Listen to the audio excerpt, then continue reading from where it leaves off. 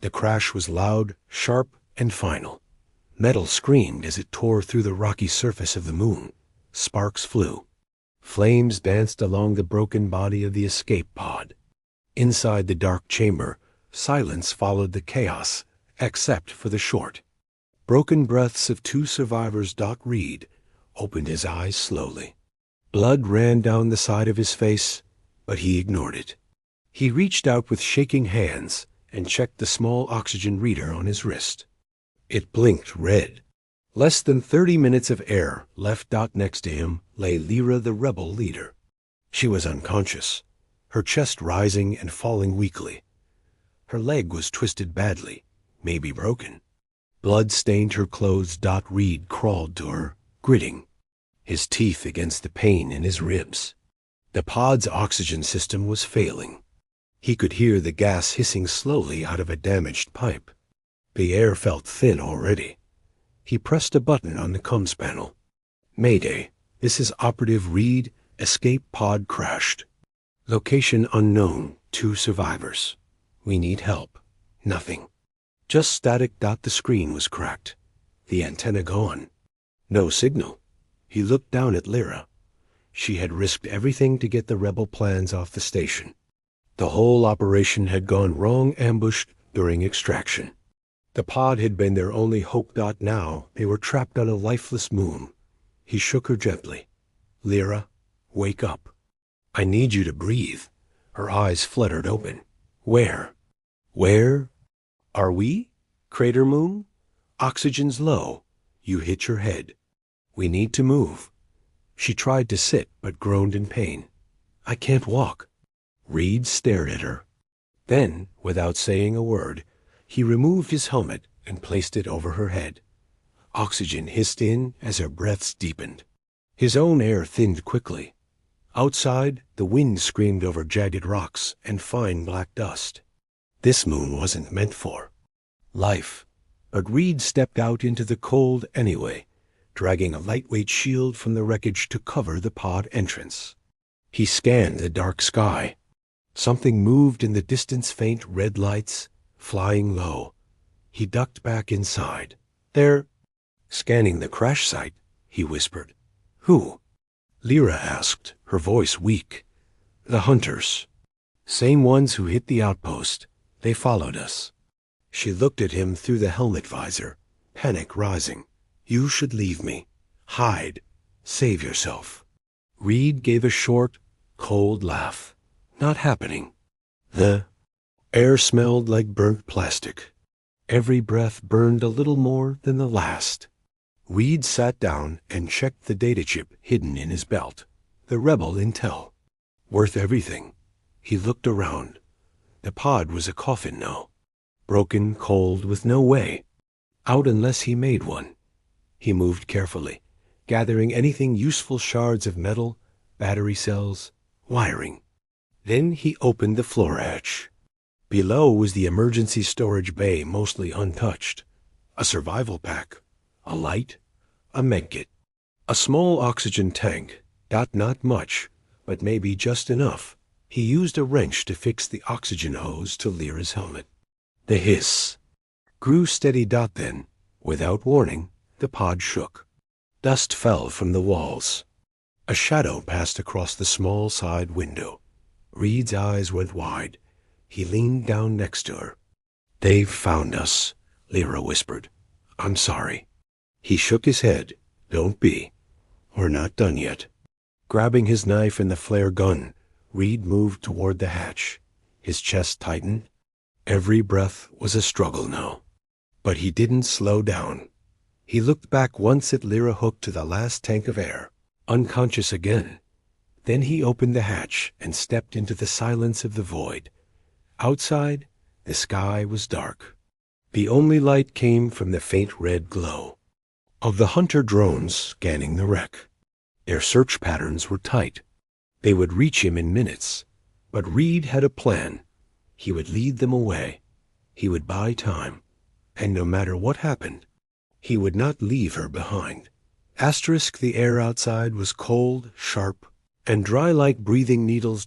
Reed pulled his collar tighter against his face. Every breath hurt. His body felt heavy, tired, but he kept moving.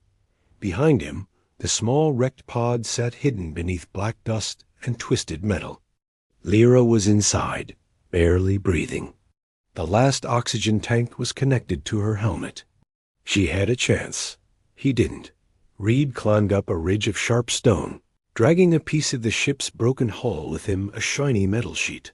He jammed it into the ground at an angle and set the flare gun on top. When he fired it, it would flash high and bright. The hunter drones would see it, and maybe chase it. He crouched low, eyes scanning the horizon far across the dusty plain. The red glow of enemy drones crept closer. 3 of them, maybe more. They hovered, silent and smooth, like birds of prey. Each one had scanning lights that passed slowly across the terrain. They were searching for signs of movement, heat, and breath. Reed wiped sweat from his brow. His lungs burned. He was running on instinct now. He stood, lifted the flare and fired. The sky exploded in a burst of white blue. Light. The metal plate reflected it like a mirror. The hunter drones immediately turned. They saw it. They moved. Reed didn't wait. He ran down the side of the ridge, sliding across black dust. His boots kicked up ash. He headed toward the cold zone, where the scanner signals dropped, but survival. Chances dropped even faster. He didn't look back. 15 minutes later, Reed found a jagged opening between 2 frozen cliffs. The air was colder now. The ground crunched with brittle frost. He stumbled inside the gap, chest rising fast. He had to stop. He leaned against a rock and pulled a cracked water pack from his belt. 1 drop. That's all he had left. He let it touch his lips and swallowed. Then he heard it, a high-pitched whine. He turned slowly. One of the drones had followed him. It floated above the ridge, its scanner light sweeping the rocks. It hadn't seen him yet. Reed crouched low and reached for his only weapon, a dull utility blade. But then the drone stopped. Its light narrowed. It had found something. Not him. Lyra. Reed's single quotes as heart jumped. He whispered, "No." The drone changed course and turned back the way it came. Reed knew what that meant. The other drones had found the crash site. He couldn't waste time. Back at the pod, Lyra opened her eyes again. Her vision was blurry, her breath shallow. She reached for the hatch, barely able to move. Then she saw it. A red light flashing through the cracked window. The drones were here. She panicked, trying to sit up, but pain shot through her leg. She gasped. The oxygen mask hissed weakly. The tank was running out. Suddenly thunk. Something hit the side of the pod. Then again. The sound of claws scraping against metal. She heard them trying to open the door, but it wasn't a rescue. Reed sprinted back through the frost line, lungs on fire. His vision blurred. His legs felt like stone, but he kept running, over ridges. Through dust clouds. He reached the pod. And saw the drone hovering above it, scanner aimed at the hatch. Without slowing, Reed picked up a rock the size of his head and hurled it with all his strength. It hit the drone's sensor eye. The machine spun. Off balance. Reed charged and jumped on it, slamming it down with his body weight. Sparks flew. The drone cracked. He stabbed it twice with the blade. Wires burst. Smoke rose. The machine went still. Breathing hard, Reed opened the pod. Lyra stared at him. "You came back." He pulled the oxygen tank off his belt and swapped it with the empty one. "I told you," he said, pressing her hand. "I'm not leaving you." The night on the crater moon was quiet, but not peaceful. The broken escape pod hissed weakly from its torn vents. Sparks still flickered along the walls. Inside, Lyra lay against a metal panel, her skin pale, her breathing shallow, her body wrapped in thermal cloth Reed had stitched from the survival kit. Reed sat beside her, His hands trembled. The oxygen tank he had brought back wasn't full. Just enough for one, and he had given it to her Dot now. Each of his breaths was dry and sharp. A kind that hurt deep inside the chest. The kind that said, "You don't have much time left." But Reed wasn't thinking about that Dot. He was staring at the remains of the drone he had destroyed. Its outer shell was cracked open. Wires hung like dead vines. But the small unit inside still blinked green. A miracle. He crawled to it. His hands shook as he patched a line from the drone's transmitter to the broken control panel of the escape pod. He didn't know if it would work. He just had to try.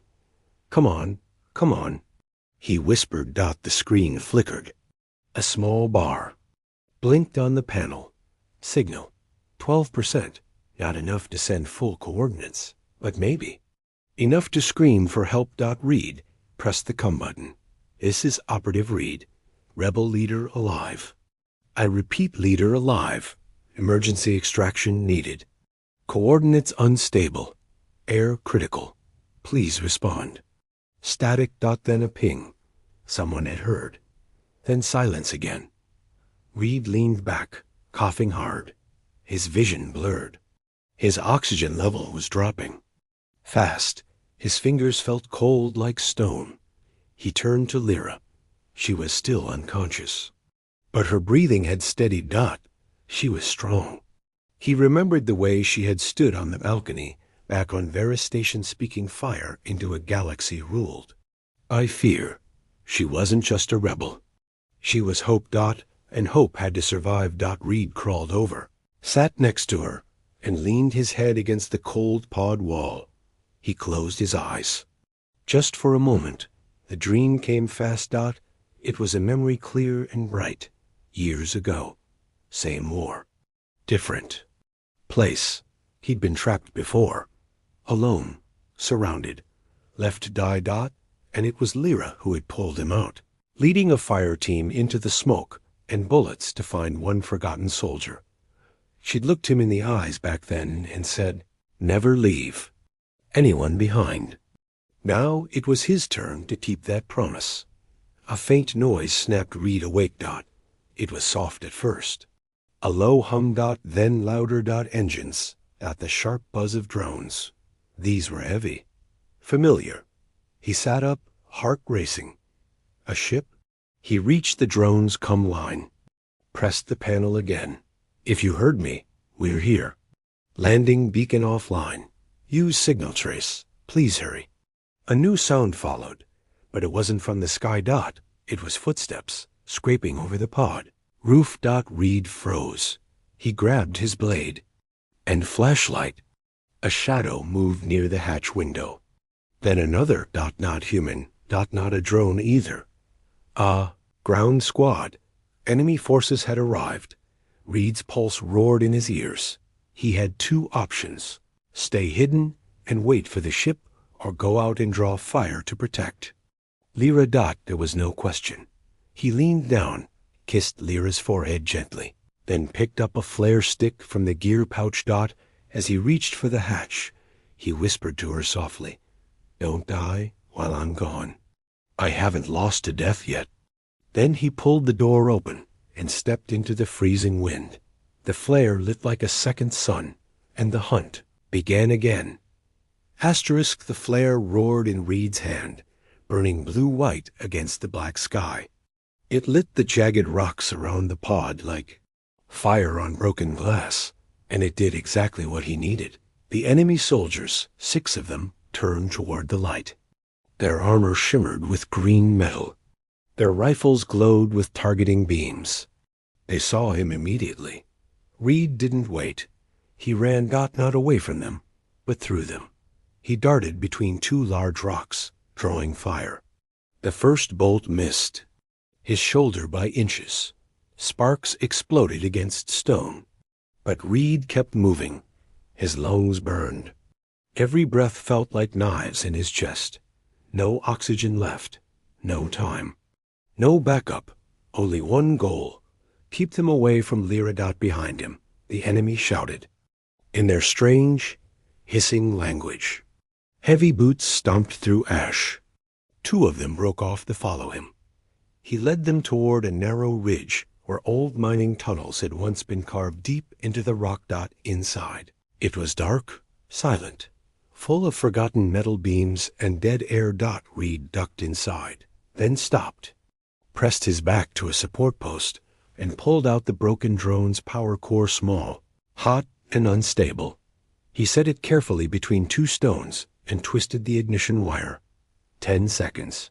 He ran. The explosion behind him wasn't massive. It was loud. It shook the tunnel and kicked up a storm of dust and debris. He hoped that would slow them down. He staggered out the other side of the ridge, knees shaking, coughing violently. Blood touched his lips. He fell to the ground. The stars above spun in circles. He was dying, but the thought of Lyra still breathing in the pod kept him from giving up. Suddenly he heard something. Engines, closer this time. He turned his head slowly. Dark shadow dropped from the sky. Not enemy. Human ship. A rescue. Finally. A gunship with dual wings and blue Terran markings hovered over the landing zone. It turned, then lowered its rear ramp with a hiss of steam. Reed raised one arm weakly. A soldier saw him, signaled others. They jumped out, 3 of them in full black armor. Human down. Pulse weak. One shouted, but Reed pointed toward the wrecked escape pod. "Oh, get me. Go to her." Then he blacked out. At the pod, Lyra was slipping away. The oxygen tank was nearly empty. Her hand had fallen from the air valve. Her helmet light blinked red. Then the hatch burst open. 2 rescue troopers rushed in. One stabilized her breathing. The other injected her with stims. She blinked awake just as they lifted her. Where's Reed?" "He bought you time," one of them said softly. "And he bought us a target."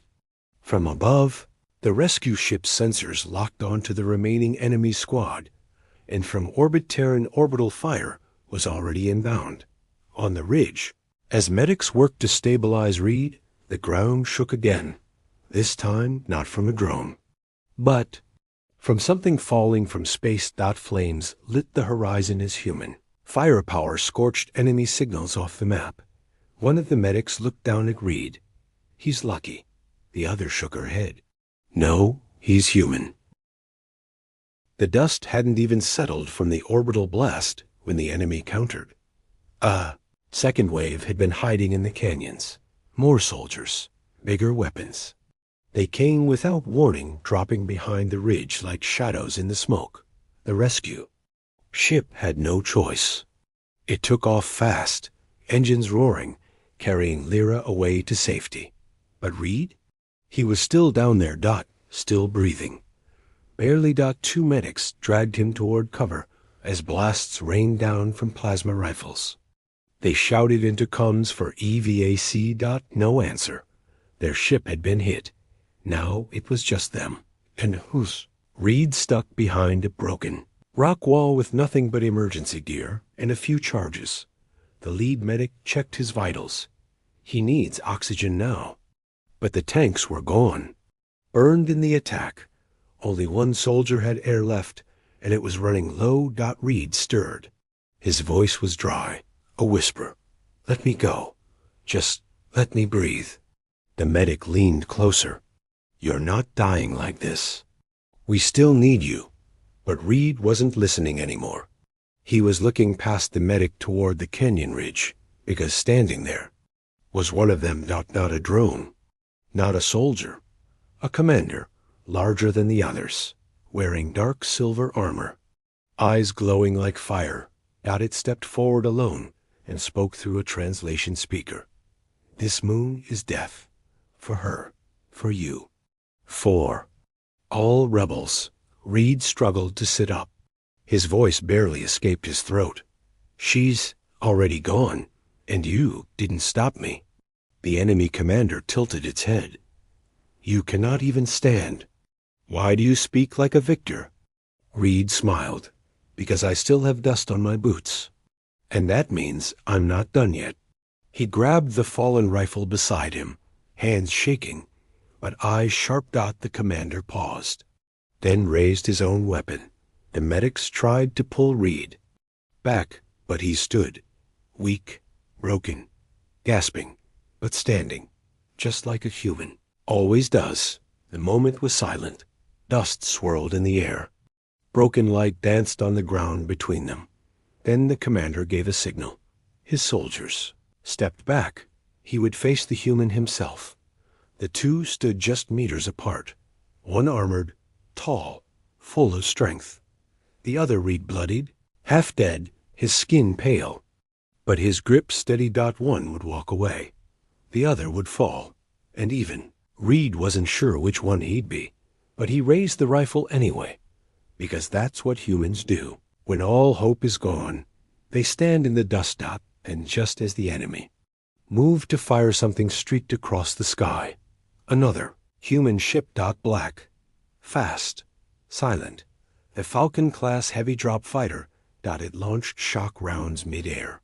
One hit the commander's weapon. It exploded in his hand. The rest of the enemy scattered as the ship hovered inches from the ground. A voice shouted from the ramp, "Get him in, now!" The medics rushed forward, dragging Reed aboard. The enemy didn't chase. They watched, confused, maybe afraid, because they had just seen something rare. Not a soldier, not a survivor, but a human who refused to fall, even when he was out of breath. As the ship lifted off, Reed finally let go. Eyes closing, chest rising slow, heartbeat steady. And in that silence, even the enemy didn't dare to speak. Reed woke up to a soft beeping sound. The ceiling above him was white, smooth, clean. He blinked slowly. Light panels glowed overhead. Air flowed gently through vents. It was warm. He tried to sit up, but couldn't. His body didn't respond. He was strapped to a medical bed. His mind raced. Was Lyra safe? Had the rescue worked?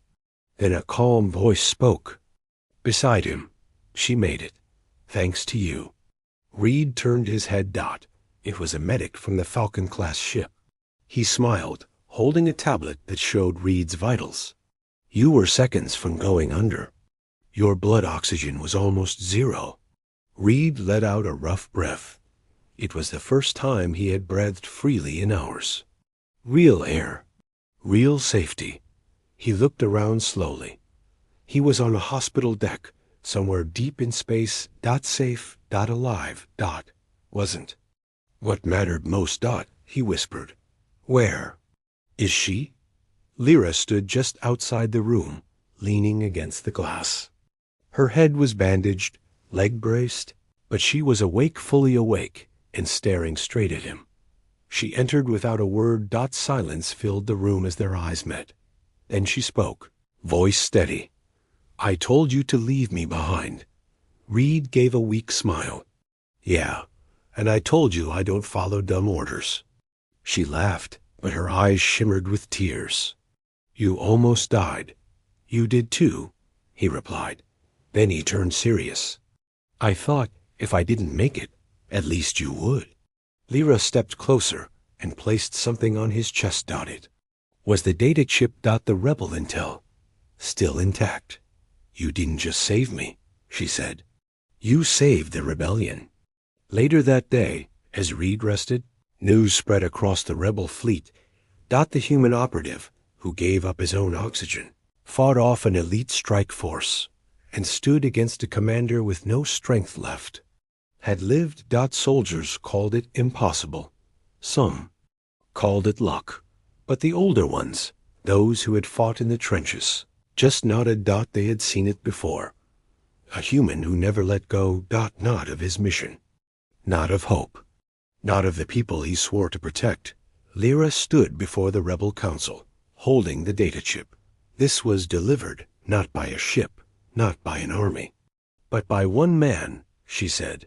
A human, alone, out of air, surrounded, hunted. She paused, looked around the room. He never let go. The council fell silent. No one spoke, because they all knew the war had just changed, not because of a weapon, but because of a choice. One human, one rebel leader, and a story the galaxy would never forget. Final scene, as the ship floated quietly. Through the stars, Reed stood by a window, still healing, still weak but alive. Beside him, Lyra looked out into the black. "You think they'll come again?" she asked. He nodded. "Always." "Then what do we do?" Reed took a deep breath of clean air. And answered, "We stand, even if we fall. Even when we're out of air. We don't let go."